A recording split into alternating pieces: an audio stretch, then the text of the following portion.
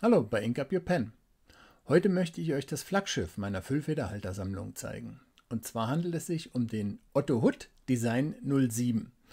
Ich habe mir lange überlegt, ich wollte einen ganz edlen Füllfederhalter haben, habe die bekannten Marken ausprobiert, habe auch relativ unbekannte Marken ausprobiert und bin letztendlich zum Design 07 von Otto Hood gelandet.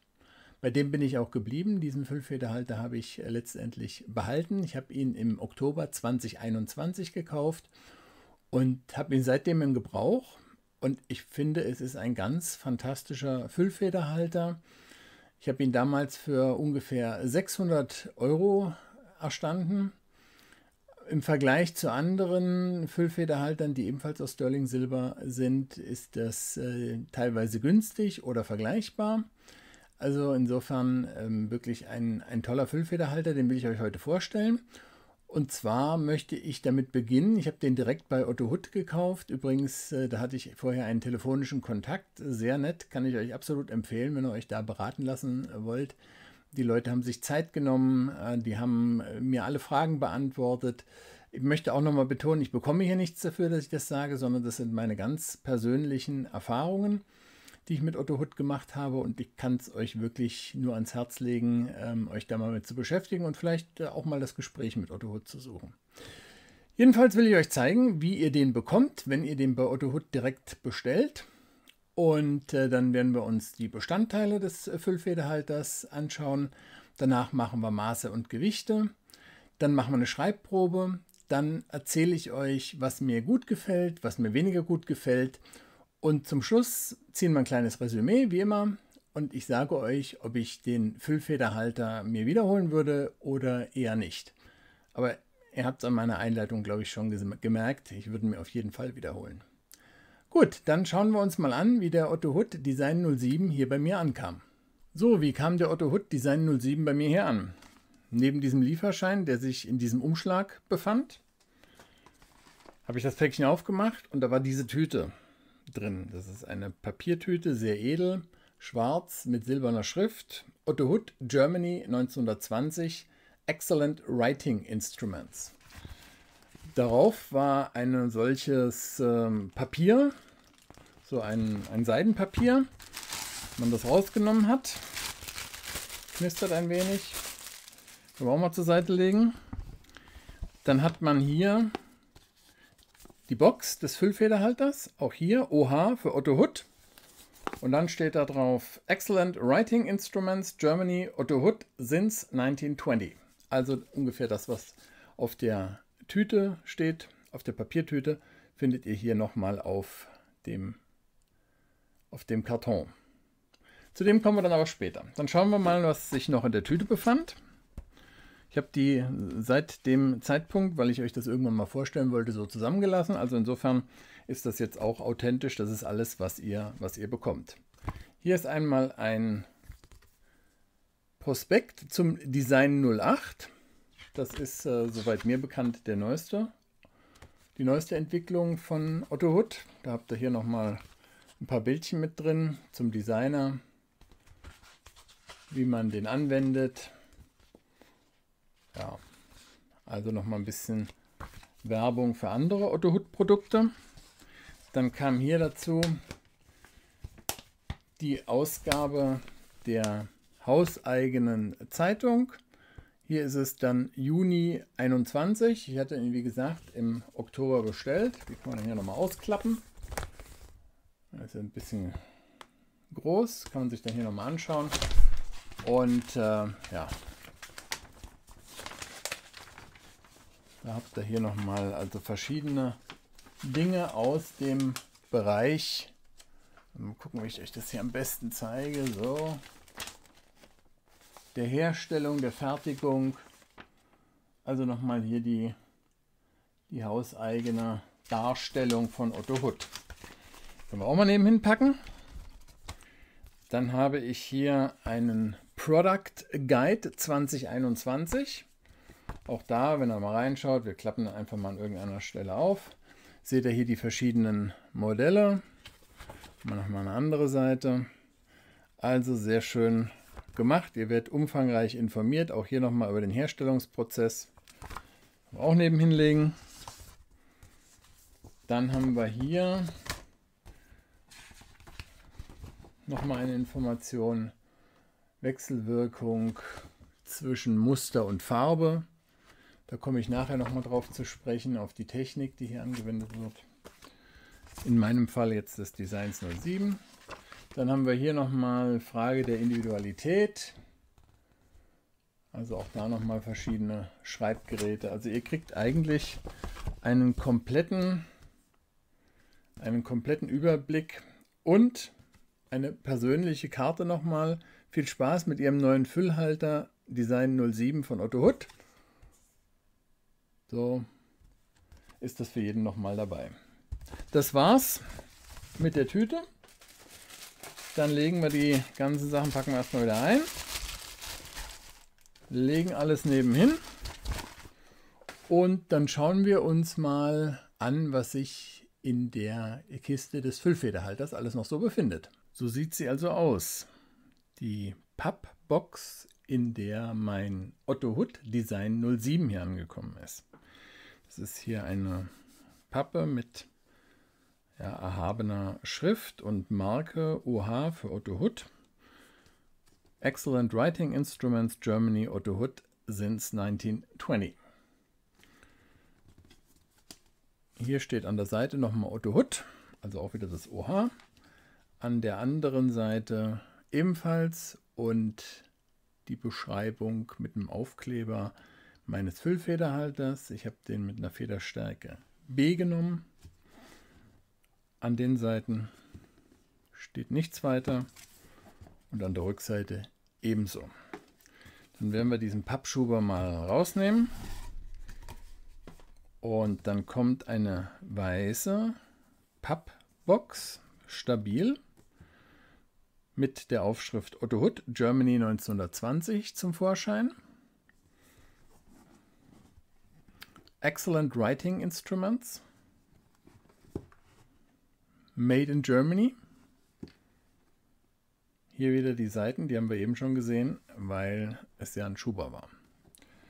Okay, dann öffnen wir mal diese Box, diese feste Box. Also ihr seht auch hier nochmal, wenn ihr hier reinschaut, das ist wirklich stabil. Da könnt ihr auch euren Otto Hutt nachher gut drin aufheben, wenn ihr ihn nicht benutzen solltet. So schaut er aus. Hier ist schon ein bisschen Staub reingekommen, weil ich ihn, wie gesagt, seit Oktober 21 in Gebrauch habe. Das ist er, der Otto Hutt Design 07. Ein aus meiner Sicht ganz wunderbarer Füllfederhalter, aber ich will ihn erstmal nebenhin legen, weil wir uns erstmal noch mit der Box beschäftigen möchten. Hier seht ihr schon, man kann das Innenteil, das ist auch hier so eine, ja, wie will ich das benennen, eine leicht beschichtete Pappe mit einer ganz weichen, würde sagen, so ein bisschen wie Kunststoffoberfläche. Also sieht sehr edel aus und fühlt sich auch sehr edel an. Das kann man eben, wie gesagt, rausnehmen. Legen wir auch mal an die Seite.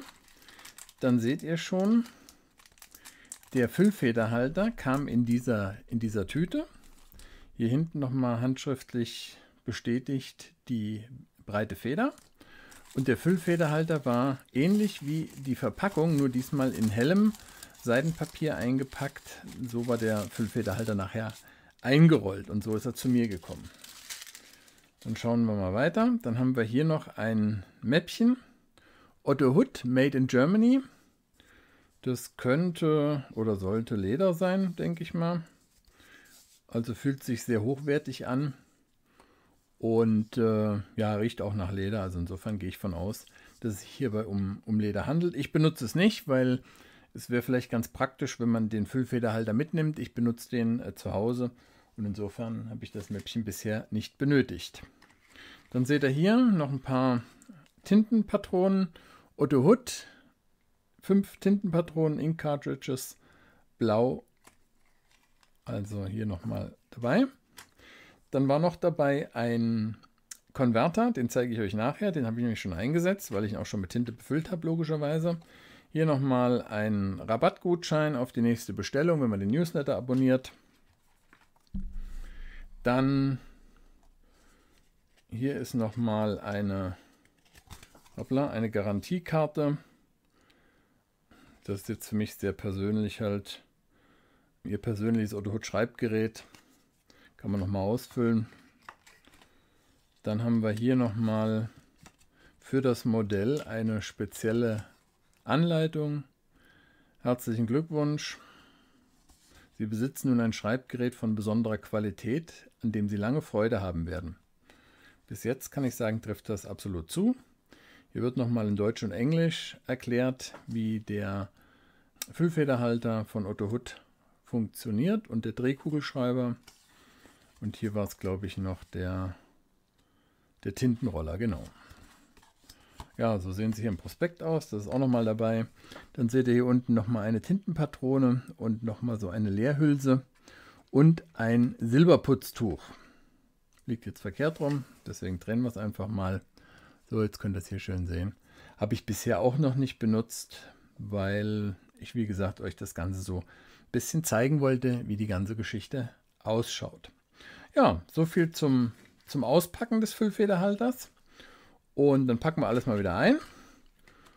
Und dann kommen wir als nächstes dazu, dass ich euch den Füllfederhalter, jetzt habe ich schon die Hälfte vergessen, den Füllfederhalter mal im Detail vorstelle.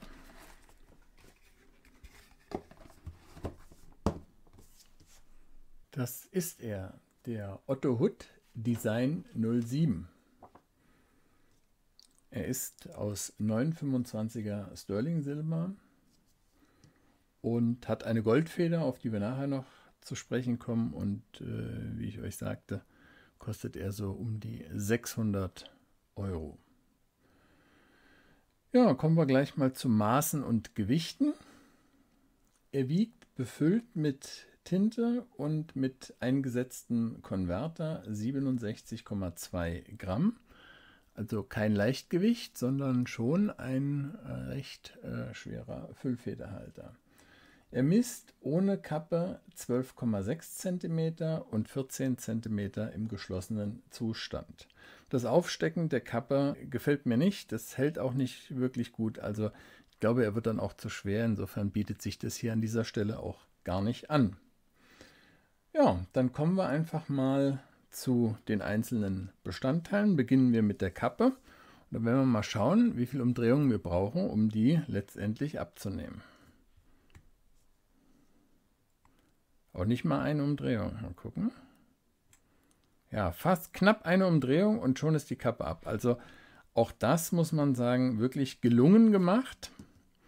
Weil, wenn man schnell eine Notiz machen möchte, viele Leute legen ja darauf besonderen Wert, dass sie dann auch schnell den Füllfederhalter zur Hand haben.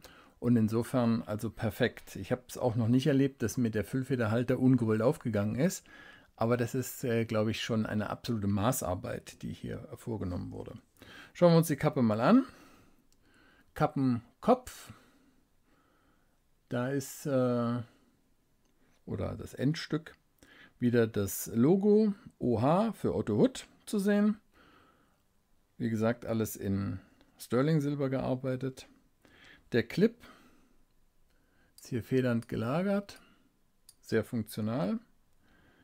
Hier ist die Stempelung 925. Mal gucken, ob wir die hier ein bisschen besser einfangen können. Damit ihr das auch seht. Sterling Silber, hier seht ihr es wieder genau. Also, okay. So, wieder ein bisschen rausgehen. Ja, was hier besonders ist, ist die Guillochierung. Das ist etwas, was für Otto Hutt besonders, oder was Otto Hutt besonders auszeichnet. Die Maschinen, die dafür notwendig sind, wurden teilweise, soweit ich das im Internet und in der Firmenpräsentation erkennen konnte, selbst von Otto Hutt entworfen und werden dann auch in der eigenen Firma so eingesetzt. Also diese CNC-Maschinen. Das finde ich ist schon etwas ganz, ganz Besonderes und sieht sehr gut aus, finde ich. Ja, hier unten am Zierring nochmal Otto Hutt. Und hier hinten Germany und eine Individualnummer für den Füllfederhalter. Legen wir die Kappe mal beiseite. Dann kommen wir hier mal zur Feder. Da werden wir auch mal ein bisschen den Fokus scharf stellen müssen. Ja, also ihr seht hier eine Bicolor-Feder, 18 Karat. Otto Hutt B für breite Feder. Also eine Goldfeder, 750 ist es unten noch gestempelt. So, kommen wir noch mal ein bisschen besser rein. Ja, ich glaube, so ist ganz gut zu erkennen. Also eine wunderschöne Arbeit, auch eine recht große Feder. Gefällt mir sehr gut. Tintenleiter. Ja, jetzt nichts Besonderes. Die Lamellen entsprechend. Also ich habe auch hier keine Anschreibprobleme gehabt. Ich zeige euch nachher noch, was ich für eine Tinte verwende, wenn wir zum Schreibtest kommen. Ja, dann schrauben wir ihn mal auseinander.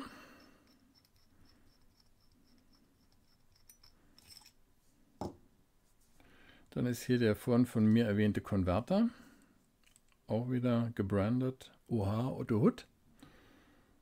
Ansonsten, ja, sehr solide gearbeitet alles. Schraubgewinde, also alles auch fein verarbeitet. Da gibt es also hier in dieser Preisklasse und in der Qualität von Otto Hutt auch gar keine Probleme. Dann kommen wir, achso, ja, das Griffstück könnte ich euch noch beschreiben, ist auch ein Griffstück aus Metall, also aus Silber. Das Problem oder ein Problem, was manchmal erwartet wird, ist, dass das hier irgendwie glatt ist oder dass man schwitzige Finger da bekommt. Kann ich jetzt gar nicht bestätigen mit meinen bisherigen Erfahrungen. Also das schreibt sich ganz wunderbar und der Stift liegt absolut sicher in der Hand. Dann kommen wir zum Schaft.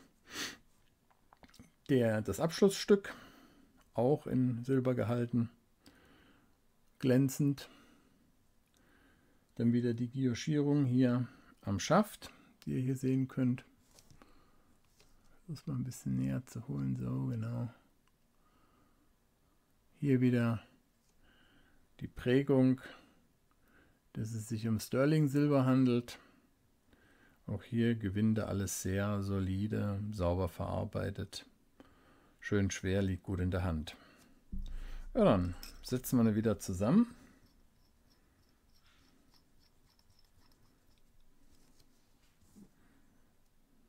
Hoppla. Und dann schauen wir uns mal an, wie denn der Otto Hutt Design 07 schreibt. Dann kommen wir zum Schreibtest. Wir haben heute hier vor uns den Otto Hutt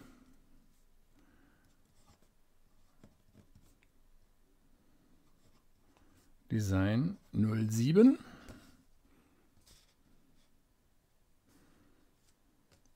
Die Tinte ist Parker.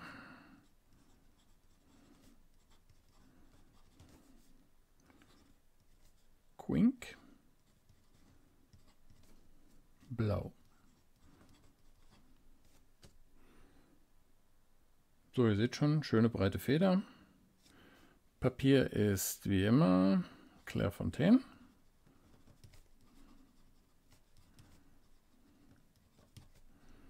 DCP 160 Gramm. Okay. Dann machen wir mal den Test und ihr könnt mal hören, wie die Goldfeder hier über das Papier gleitet.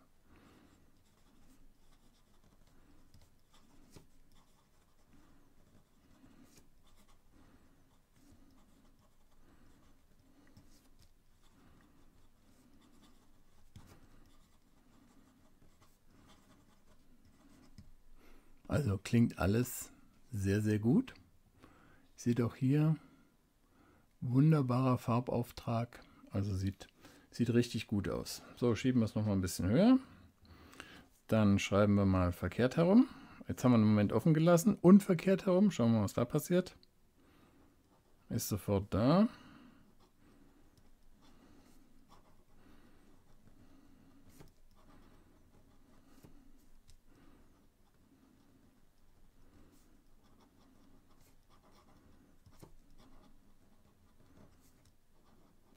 Ja, das sieht dann aus wie eine feine Feder. Das hier ist eindeutig zu erkennen als B-Feder, keine Frage. Sieht sehr schön aus. Und hier, wie gesagt, gehen wir davon aus, dass es verkehrt herum schreiben als F-Feder durchgeht. So, dann schauen wir mal noch, wie es ausschaut, wenn wir den Moment offen lassen, ob er sofort wieder anschreibt. Ja, ist sofort da. Dann schauen wir mal ein bisschen Variation. Ja, ist auch sehr schön. Wenn ihr hier schaut, da könnt ihr natürlich nicht schauen, wenn ich es euch nicht zeige. So, oder hier schaut, da kriegt man schon Variationen mit rein. Ansonsten auch ein guter Tintenfluss. Ja, schreibt auch sehr feucht. Ja, also alles in allem bin ich mit dem Füllfederhalter, ich habe mir schon, wie gesagt, seit Oktober 21 in Gebrauch, bin ich sehr, sehr zufrieden. Und ich denke, ihr habt jetzt hier auch einen Eindruck bekommen, wie er mit der Parker Quinks schreibt, die ja nicht als sehr feuchte Tinte gilt, sondern eher so ein bisschen in Richtung trockenes Schreiben tendiert. Aber wie er damit hier wirkt, und ich denke, da haben wir einen ganz guten Eindruck bekommen. Und dann erzähle ich euch als nächstes, was mir gut gefällt und was mir weniger gut gefällt am Otto Hood Design 07. Was gefällt mir gut, was gefällt mir weniger gut am Otto Hood Design 07 in 925er Sterling Silber mit 18 Karat Goldfeder. Was mir sehr gut gefällt, ist die gesamte Verarbeitung. Und dazu gehört auch, dass alle Teile selbst hergestellt werden von Otto Hood. Da wird nichts zugekauft, natürlich die Rohmaterialien werden eingekauft, aber dann wird alles selber gemacht, die Guillochierung wird selber gemacht, die Maschinen werden selber entwickelt. Mir gefällt auch das klassische Design, ich zeige es euch hier nochmal, so Bauhaus-Stil, also finde ich auch sehr gut, muss man natürlich mögen. Gefällt mir sehr gut, die schöne große Goldfeder, ich zeige es euch hier auch nochmal, die gefällt mir auch sehr gut, Bicolor. Sehr schön. Alles in Sterling Silber gearbeitet. Der Füllfederhalter liegt super in der Hand. Es gibt hier auch an diesem Griffstück kein Abrutschen oder sonst irgendwie ein schwitziges Gefühl, gar nichts. Perfekt, muss man einfach so sagen. Also lasst euch dadurch nicht abschrecken, dass das hier sehr glänzend ausschaut. Es ist nicht rutschig, ihr habt einen super, super Grip. Ja, liegt sehr gut in der Hand. Was gefällt mir weniger? Ich muss sagen, da gibt es nichts. Also es ist, wie gesagt, das Flaggschiff meiner Sammlung. Ich habe sehr viel Vergleichbares in einer ähnlichen preislichen Liga angeschaut. Otto Hood mit dem Design 07 ist aus meiner Sicht da unschlagbar. Ich hatte einmal das Problem, da hatte ich ihn, glaube ich, 2 Wochen liegen lassen. Da schrieb er nicht gleich an, aber das würde ich jetzt nicht als Negativum sehen, sondern da muss man einfach sagen, da müsste man dann auch mal schauen, dass man mal reinigt und oder hätte ihn vorher eigentlich reinigen müssen, bevor man ihn dann 14 Tage liegen lässt. Aber wie gesagt, alles in allem muss ich sagen, ein wunderschönes Schreiben. Flaggschiff meiner Sammlung, was mir auch sehr gut gefallen hat, hatte ich einleitend auch gesagt, ist der Kontakt zu Otto Hood. Das war sehr freundlich am Telefon, also eine super Beratung, würde ich euch auch empfehlen. Geht direkt zu Otto Hood, schaut euch das an, wenn er vielleicht da sogar in der Nähe wohnt, im süddeutschen Raum, dann fahrt ihr vielleicht auch hin. Und die haben auch einen Showroom, habe ich mir sagen lassen, ich war selber noch nicht dort. Wenn ich aber in der Gegend bin, werde ich mir das dann auch mal anschauen und werde da mal vorbeifahren. Aber alles in allem muss ich sagen, super Beratung am Telefon und viel Zeit genommen. Kann ich euch absolut empfehlen. Preis-Leistungs-Verhältnis aus meiner Sicht das Beste in dieser Preisklasse. Da habe ich noch nichts Besseres gefunden. Auch bei den bekannten und großen Marken, muss ich sagen, bin ich da nicht überzeugt von, sondern ich bin überzeugt von dem Otto Hood Design 07. Und in diesem Sinne, falls ihr ihn euch kaufen solltet, wünsche ich euch viel Spaß damit. Teilt mir mit, vielleicht habt ihr ihn ja schon. Wie ist er bei euch? Gibt es da vielleicht irgendwelche Klagen oder ist alles super und ihr seid genauso begeistert wie ich? Und dann sehen wir uns beim nächsten Mal bei Ink Up Your Pen.